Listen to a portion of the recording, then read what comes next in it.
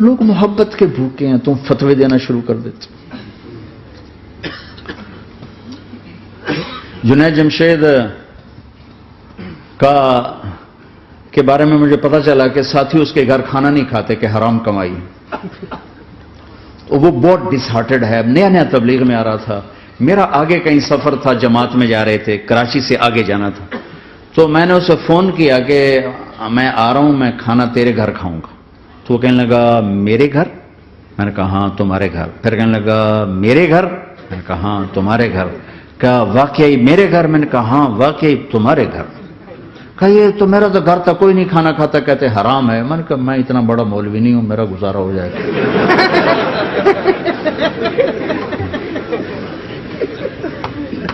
کچھ عرصے بعد وہ 4 مہینے کے لیے جماعت میں چل رہا تھا.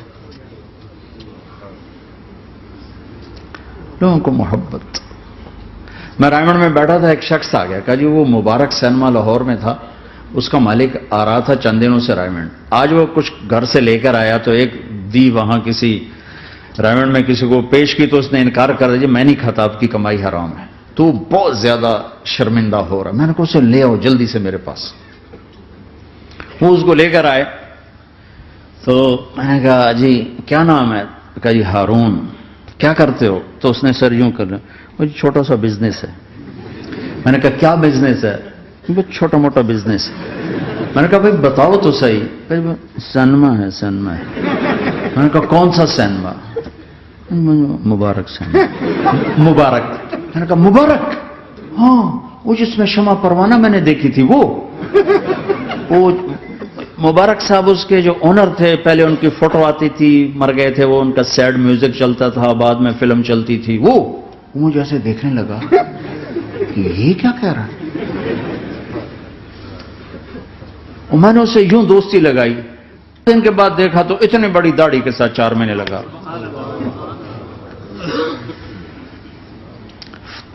لوگ فتوے دینے میں بڑی جلدی کرتے، بدگمان بڑی جلدی ہوتی. کسی میں 100 خوبیاں ہوں، ایک کمی ہو، ساری پہ کانٹا پھیر دیتے. میں اپنے ڈیرے میں تھا، ایک انجینئر پڑھا لکھا بڑا آ گیا. تم تبلیغ والے منافق ہو، تم تبلیغ والے جو ہے اوپر سے کچھ ہو اندر سے کچھ ہو، یہ کرتے یہ کرتے یہ کرتے. شروع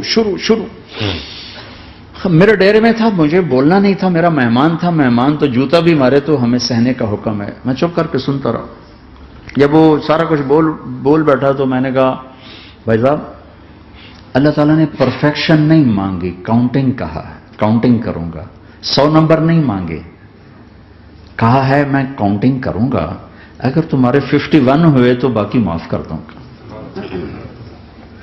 تو جو گناہ عیب ثواب آپ بتا رہے ہیں، ممکن ہے اللہ معاف کر دے ان نیکیوں کی وجہ سے جو تبلیغ والے کر رہے ہیں.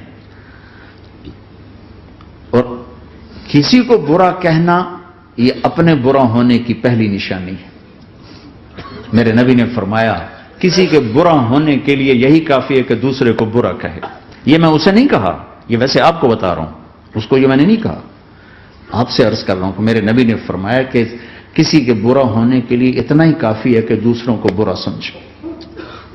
میں نے کہا اللہ نے کاؤنٹنگ رکھی ہے، کاؤنٹنگ. اور میں نے کہا یہ جو حکومت پاکستان ہے یہ کوئی اتنی اچھی حکومت نہیں ہے، لیکن یہ بھی اپنے رعایا کے لیے اتنی رحم دل ہے کہ جو لڑکا 33 نمبر لے اس کو پاس کر دیتے ہیں. 67 نمبر نہیں لیے کوئی بھی نہیں کہتا کہ تو فیل ہے، سب کہتے تو پاس ہے، تو پاس ہے، تو پاس ہے. فیل ہونے کا تانا کوئی نہیں دے سکتا، پاس ہے. ٹھیک ہے.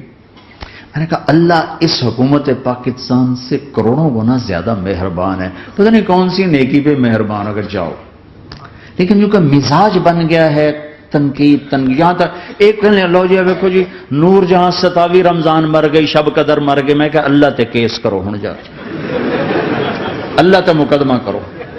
بھائی نور جہاں 27 رمضان کو کیوں مر گئی؟ 27 رمضان کو کوئی آدمی اپنی مرضی سے مر سکتا؟ اتنی مقدس رات، اتنا مقدس دن، تو کوئی بات تو اللہ کو پسند آئی جو اس کی موت دی. لیکن ہماری عادت بن گئی ہے کمیاں پکڑنا، ٹانٹنگ کرنا، چھلنی کر دینا سینہ.